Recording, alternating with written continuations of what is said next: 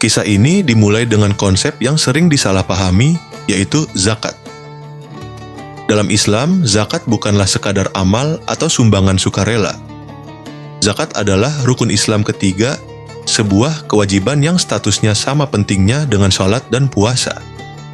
Bayangkan zakat sebagai pajak kesejahteraan tahunan yang wajib dibayarkan oleh mereka yang hartanya telah mencapai batas minimum tertentu, nisab. Zakat adalah pengakuan tegas bahwa sebagian kecil dari kekayaan kita, biasanya 2,5%, bukanlah milik kita sepenuhnya, melainkan hak bagi mereka yang membutuhkan. Tujuan zakat sangat jelas, untuk membersihkan harta dari hak orang lain dan membersihkan jiwa dari sifat kikir.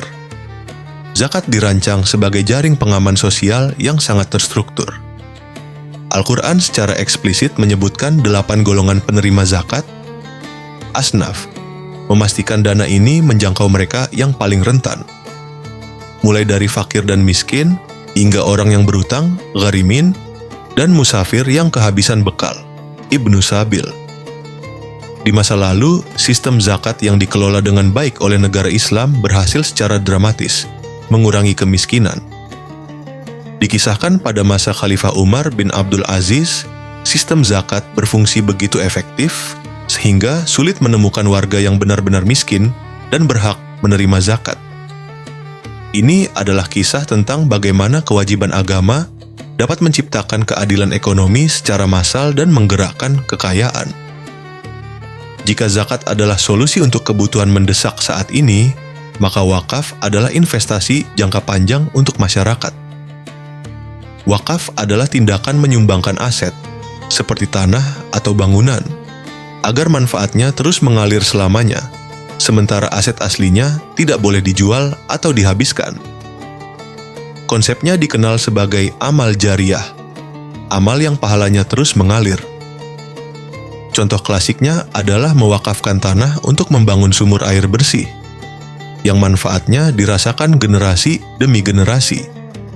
Contoh modernnya adalah pendirian universitas atau rumah sakit gratis melalui dana wakaf. Wakaf mengubah aset pribadi menjadi aset publik yang abadi. Zakat dan wakaf bukan sekadar konsep teoretis, keduanya adalah kekuatan ekonomi yang nyata.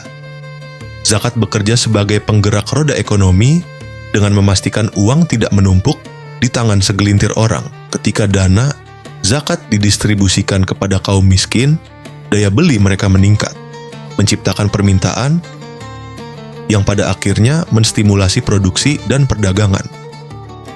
Di sisi lain, wakaf menjamin infrastruktur sosial seperti pendidikan dan kesehatan dikelola dan didanai secara independen, menciptakan stabilitas dan akses yang merata. Lebih dari sekadar mekanisme keuangan, zakat dan wakaf adalah manifestasi dari dimensi spiritual Islam.